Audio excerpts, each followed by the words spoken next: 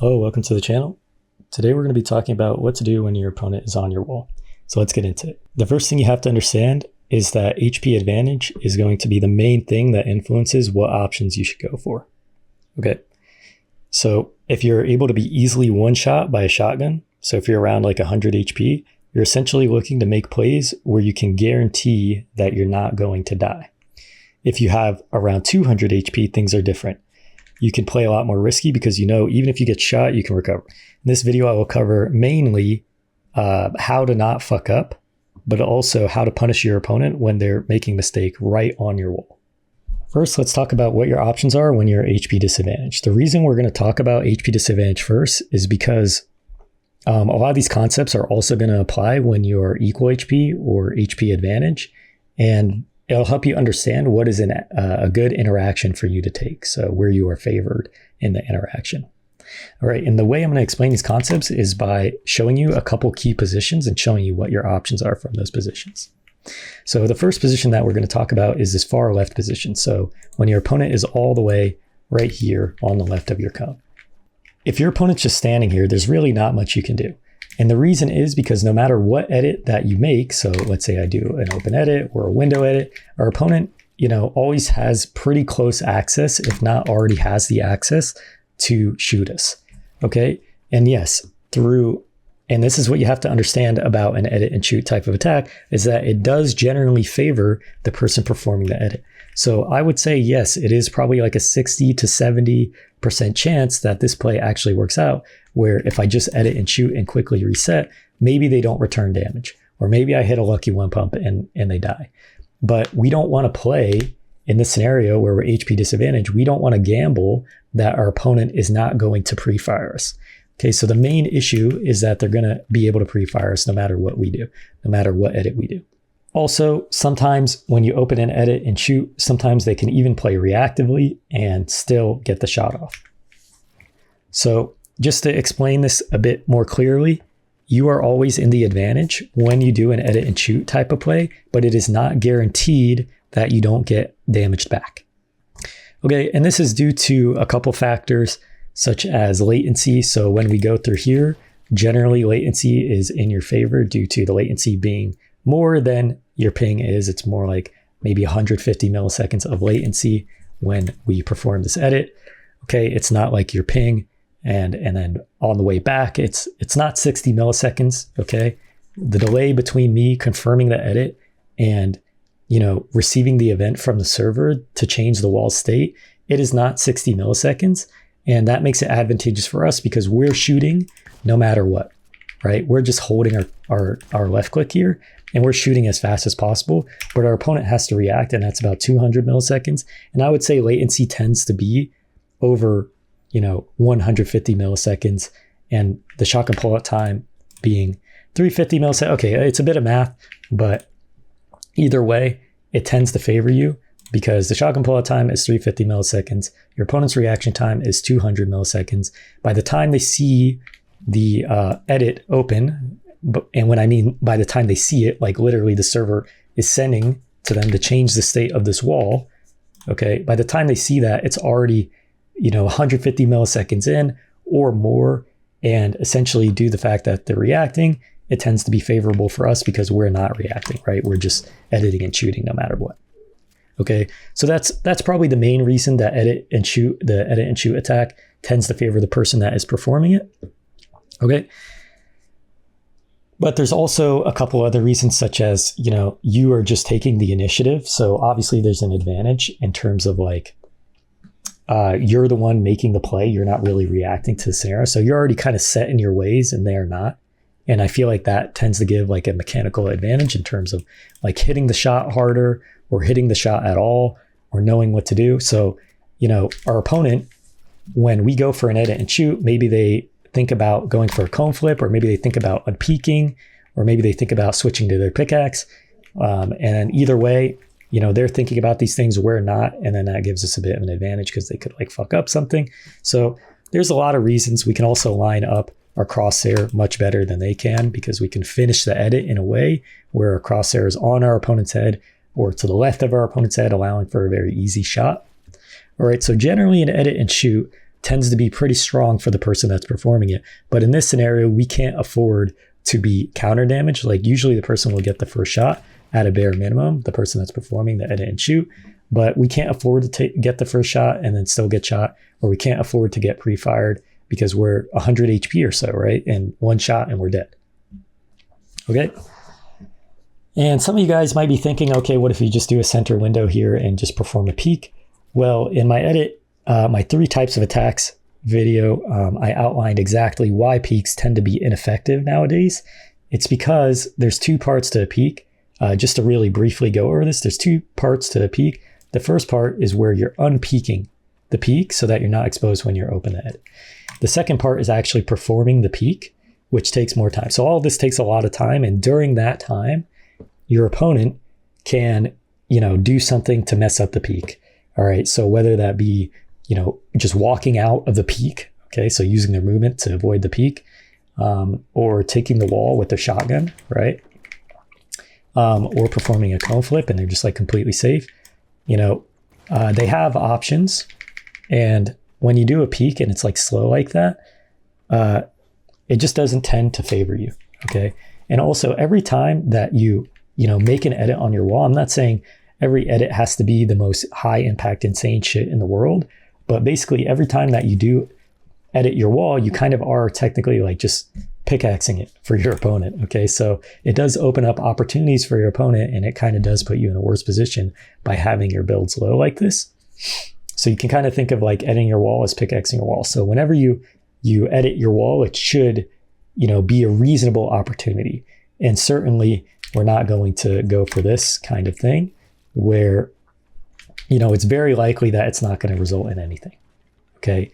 If anything, it could result in a worse position. We're going to get into this later.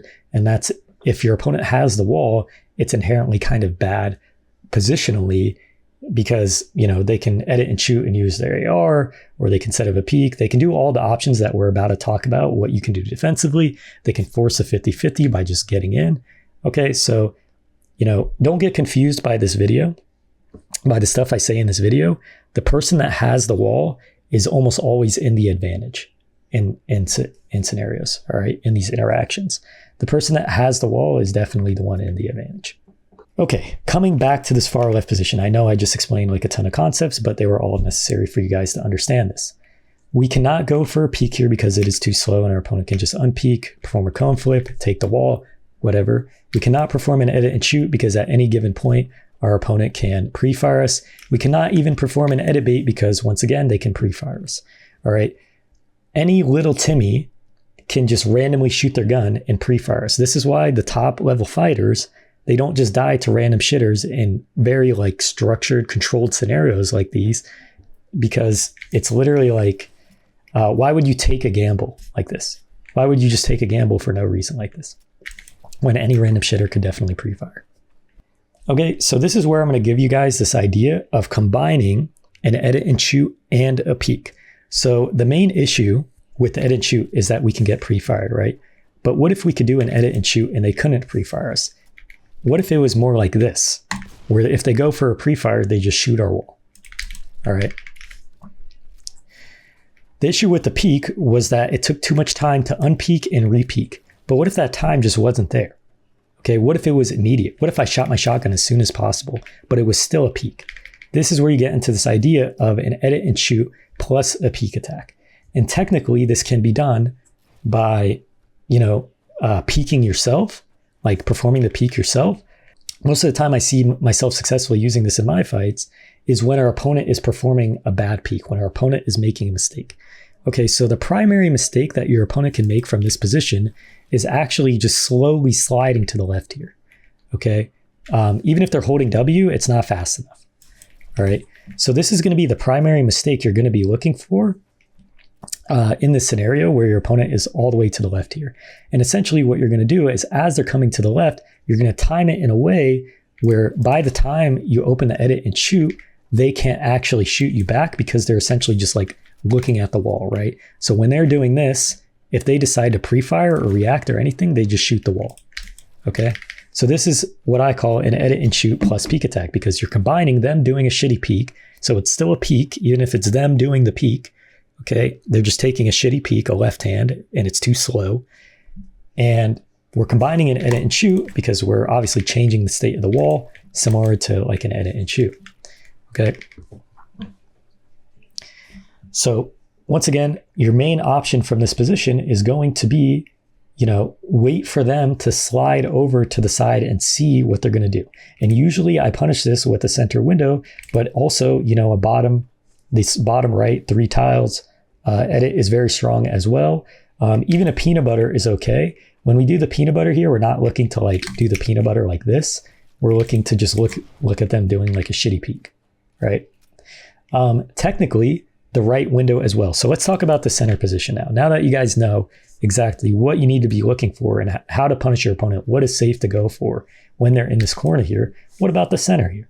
What do we do when they're in the center here? Well, the same mistake can still be applied on this right window here, or on this peanut butter here, okay? Or on this bottom right 3 tiles edit, okay? But generally, it's gonna be like a right window or a center window. Generally, that's what I see myself using the most. All right, so from these 2 positions, you have the option of catching your opponent while they're doing a left hand and combining an edit and shoot plus a peek type of attack, and it is completely safe. The final position that we're going to be talking about here, this fundamental position, is this far left position here. And depending on if they have a wall here or not, it'll change things, but really it's just kind of annoying to deal with. So let's put the wall here just so that I show you how annoying it is to deal with. Okay, if we do like the most optimal edit in the scenario, you can see how far our opponent can actually see into the box. And that's that like this white like tile here. And if you actually see, we have to unpeak that, which is like an insane peak to set up. All right, if we're here, this is going to take like forever to set up. And it's just not going to work because our opponent is just going to unpeak, right? He's going to see what we're going for and he's not going to let us just do what we want to do. It's going to take too long to set up. So this is what I call the contingency angle.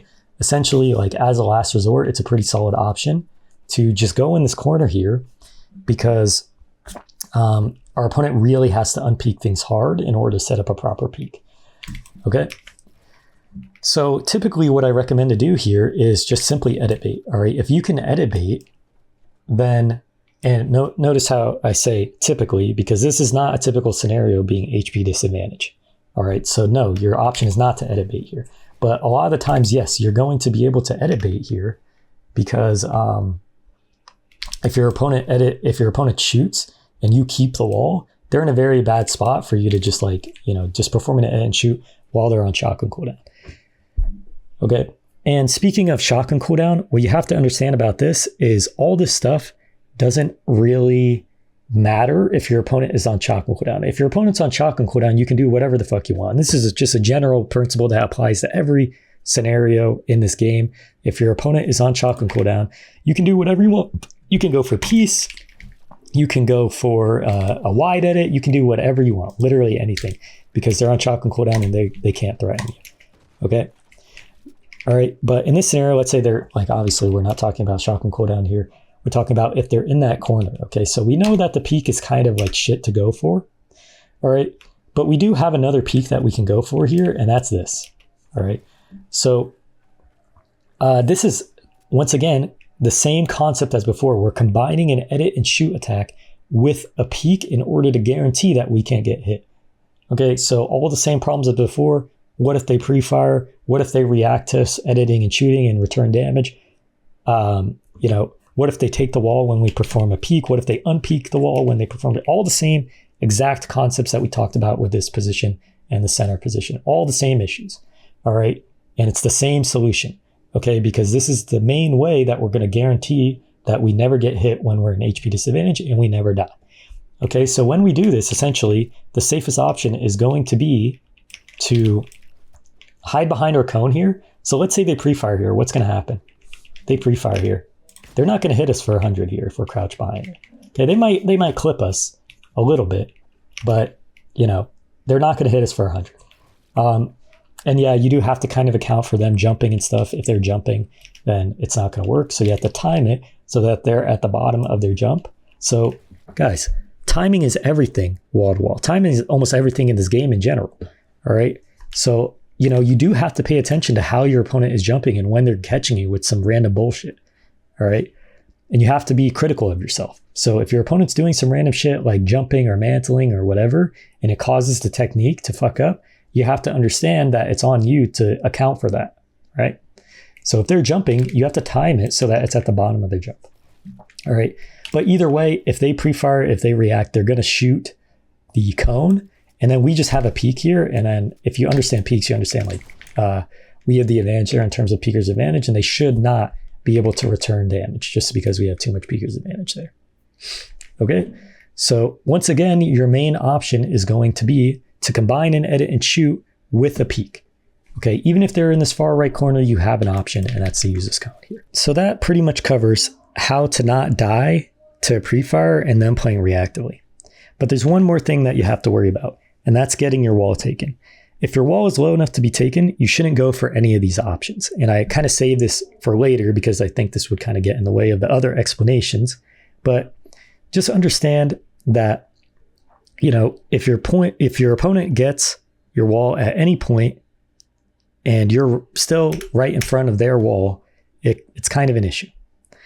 Positionally, it's pretty bad to be on someone else's wall. So once it, like I said earlier, don't get confused by any of the stuff I'm saying in this video. If you own the wall and someone is on it, you know, you're almost always in the advantage. The person with the wall can do all the things we talked about earlier. They can force 50-50. They can catch you on your way out of your rebox. So like if I go to rebox here, they can shotgun. I don't know why my shotgun's not shooting, but they can shotgun and replace here, catch you on the way out with the AR. Or, you know, when they replace this, you know, you mess up the edit, right? Because you're not predicting them to shoot it. Okay. So it's just not really a good scenario to be in positionally. To have your wall taken, even if they're on shotgun cooldown, it's not the worst, but you know, it can lead to things like you messing up an edit or being completely reliant on one. It's just not consistent. Okay. You don't want to rely on that. Anyways, if your opponent can take your wall, so if your wall is like low HP, my advice is to either rebox or to pre-fire and rebox. So if you don't know what the rebox is, it's just this. Okay. And yes, there are the variations and such, but basically what it comes down to is the cone flip to protect yourself. So if they go for an edit and shoot, this protects against their shotgun. Okay. And then you're creating more space because this is still a bad position to play in, right? If we don't create more space here, it's still pretty bad for us. So we just want to get out of there. Once they take the wall, the box isn't completely dead, but it's like we don't want to play into it until we have like this wall again. All right. Okay. Additionally, this concept still applies after you go for like your edit and shoot attack. So the thing that we talked about earlier, the edit and shoot plus peek attack, after you go for it, your wall is pretty low, right? So a lot of times you're actually going to want to, you know, rebox here. And if you remember exactly how I like played this out, how I tried to visualize it, if our opponent like is doing a bad peek and then he shoots, a lot of times he's going to try to take the wall here. If he shoots and you keep the wall, then you don't need a rebox, right? Because your wall is high HP and you can just get straight into possibly finishing the fight right there. Okay, so if you hit this guy 150, he shoots your wall while it's low and you get the wall still, it's like, you know, you could just end the fight right here, depending on what they do next. Okay, so maybe a peek. It just depends on what they do next. But either way, you're in a position to end the fight right there because they're all on your wall. You're in the advantage. Their HP disadvantage are able to be shot. They're in a very bad spot. So, but also understand, you know, after going for this play where you go for the shot, a lot of times that means you're going to be reboxing right after. Okay, and if your wall is low, okay, going back to when your wall is low and it can be taken, you know, it is not the worst idea to go for a pre-fire as well. So let's say you're predicting that they're going to take your wall, okay, with their shotgun. You time it so that, you know, you predict when they're going to do it. And then after they do it, there's that 150 millisecond window, plus the latency or whatever for it to be received on the client. And that essentially means that you can go for a pre-fire and a rebox off that timing. I guess it's kind of risky, but really like you develop a very good intuition for this when your opponent's going to go for like a wall take or something, and then you can kind of time it so that you pre-fire right after their pre-fire or right after their wall take with their shotgun, and then you get a shot, right? But if you don't want to go for that, that's completely fine. Just rebox, right? Rebox and come back. If they didn't take the wall, now you're in a solid spot to peek them. If they did take the wall, at least you're safe, right? And of course, when you're going for pre-fires, if you've seen my video on defensive box fighting, you know that I mainly advise to go for pre-fires. So you need to know the correct sequence after the pre-fire. It's very important. Otherwise, you'll just die shortly after you go for the pre-fire. So you need to know how to stay safe with. So you kind of already should know how to stay safe after a pre-fire. And the way you do that is literally to just simply like rebox and flip the cone. You don't want to worry about holding the wall or anything like that. Because if you hold the wall, you end up with like pre-edit bugs where you're pre-editing, but it's still their wall. And it's not necessary. The whole theory is that after you go for the pre-fire, you're just instantly going into a cone flip like that. And the cone flip is enough. Okay, so you avoid all that by just, forgetting about the wall here. Okay. Anyways, if you want to learn more about the rebox sequence and how to survive after a pre-fire, that is completely explained in my defensive box fighting video. Okay, that should pretty much cover all your options when you have HP disadvantage. Just to restate the concepts, the main outcomes we're worried about with HP disadvantage is our opponent pre-firing us or reacting to edit and shooting us. Okay? We don't want to be pre-fired because we're one shot and we know any bot can just randomly throw out a shot and hit us. So we're worried about that. We don't want to set up a peek because it's too slow to actually be, have a solid chance of working out. And we account for all this by combining an edit and shoot plus peek type of attack. So when our opponent starts to do a shitty peek, we combine an edit and shoot attack with the peek, and that essentially allows us to end up in the scenario where our opponent shoots our wall. If they pre-fire or if they react, they just shoot our wall and we can shoot them. I just remembered one more concept that is very, very important. It's important to look at what your opponent is doing and see how much peeker's advantage they actually have. All right. If your opponent is doing something like this, like slide peeking, you cannot do this. Okay. If your opponent's like slide peeking, even if you edit the center window, they're going to have enough peeker's advantage to still return the damage. Okay.